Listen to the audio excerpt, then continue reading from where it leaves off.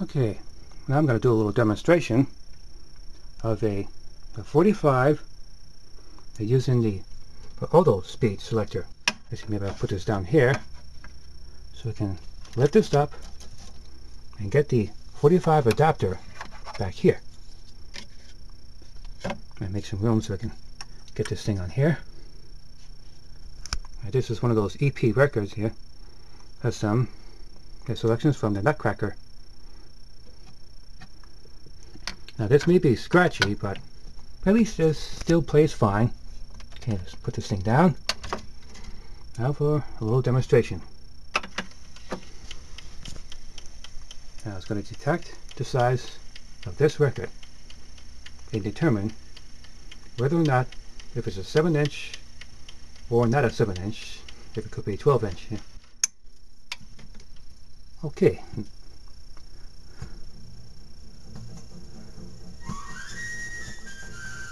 So with this automatic selection, see, since it's in auto right here, yeah, excuse me about this lighting here.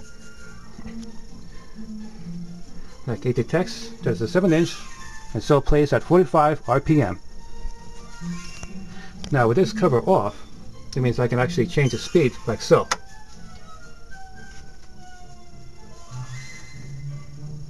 Okay. And of course it doesn't sound right. So let's put it in auto.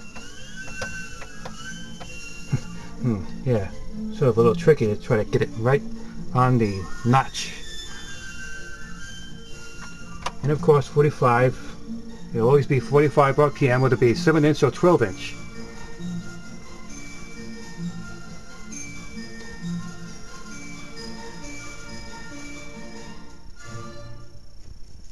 Yeah, that reminds me of that part in Fantasia.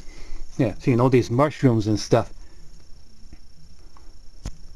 In this part, I think that's where you see the fairies on the pond, sort of skating.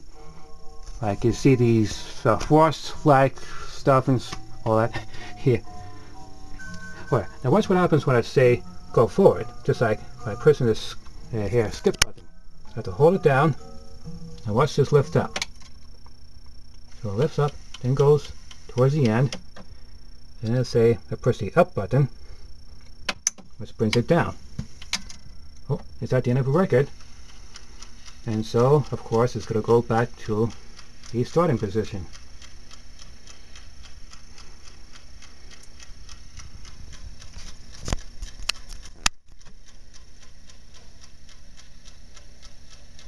Okay, now what I'm going to do is to demonstrate the stability of the speed. So one good way to show how stable the speed is by using this record, which is like one of several records I got from a flea market, again in Stormville. Now this is one particular track which talks about frequencies.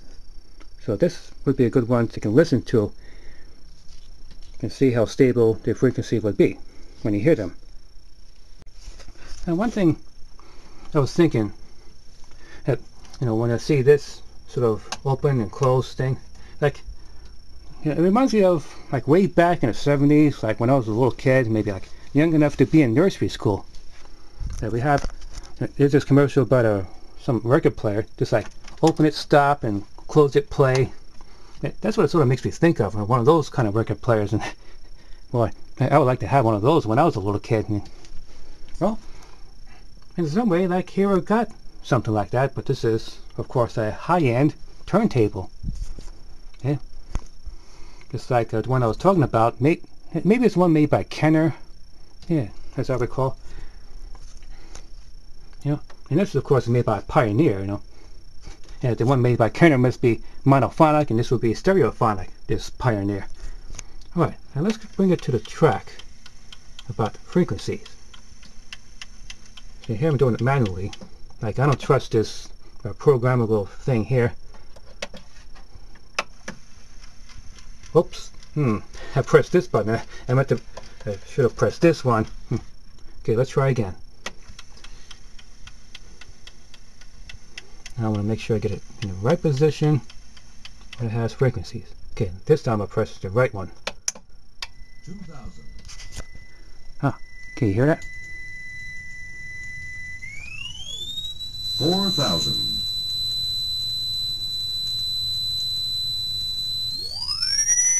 6,000.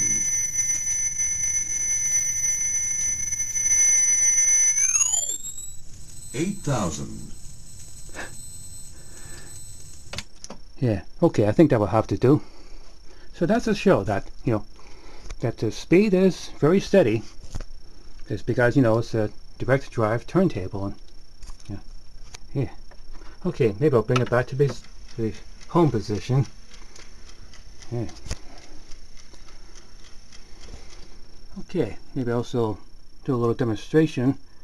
Is in this album, Music to Moog by Gershon Kingsley. Yeah. And of course that's him in the background, well, here in the cover, and you can see it looks like maybe the Moog synthesizer stuff and make it look like a flower pot. Yeah. And on this album, it has popcorn. Yeah, this is the original popcorn made back in 1969. Okay, so here it says it's track 5 on side 1. Okay, so let's see what happens when I press 5.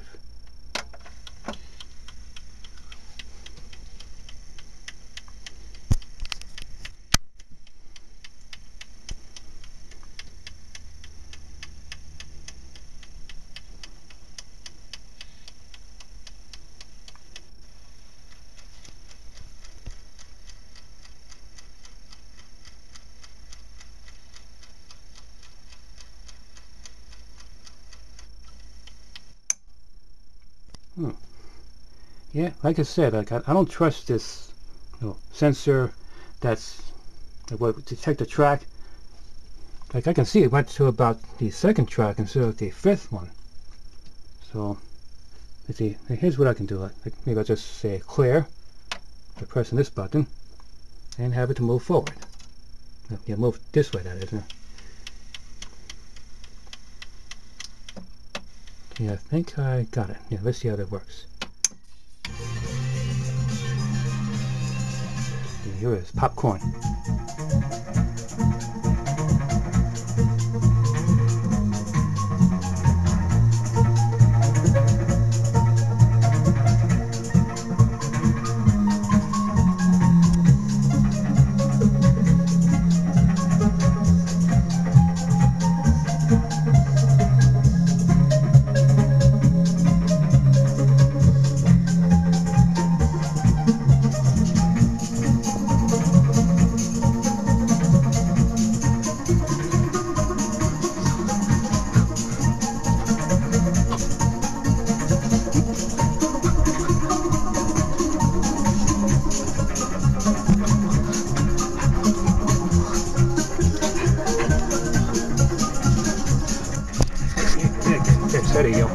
Steady, steady. Now let's see how this thing moves.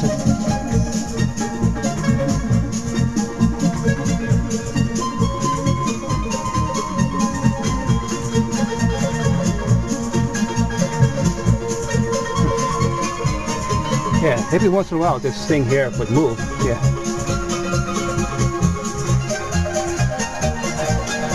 Yeah, it gets wild near the end.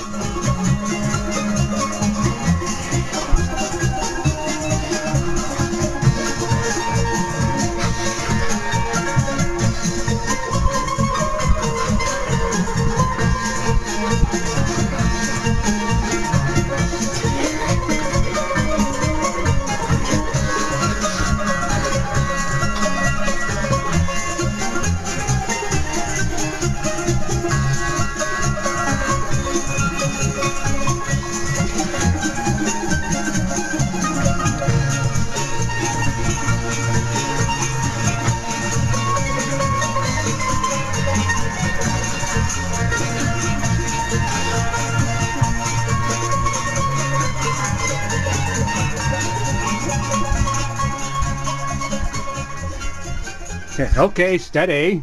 Yeah. Yeah, so that is the original popcorn. Yeah, the deep version before the famous hot butter version, that is. Huh. Okay. My Sony speakers taking up a little less space than those other ones I'm using. Okay. And I think they sound very good. Okay, I think what I'm going to do now is put this cover back on here. Yeah, that's what I got to do. Yeah, I'm going to put the cover back on. We'll put in these tabs and stuff here. Yeah. Okay. Let's see what happens when I try playing a 10-inch record.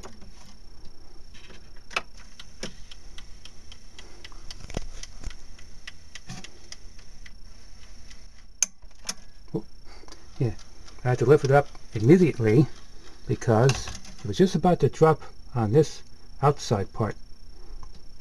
Now let's see what happens when I try pressing track 2.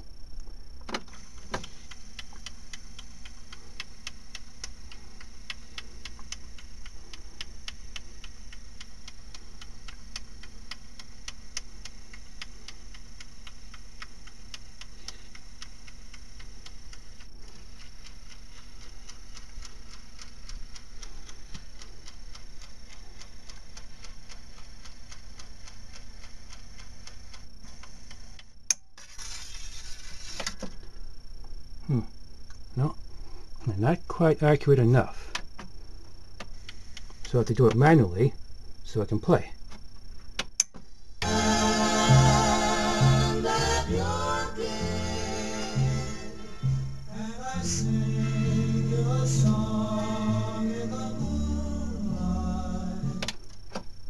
Yeah, it's something my dad got from a flea market in Rhinebeck. Here, okay. Alright, so I just got the tabs back in place. So this cover can be in place here.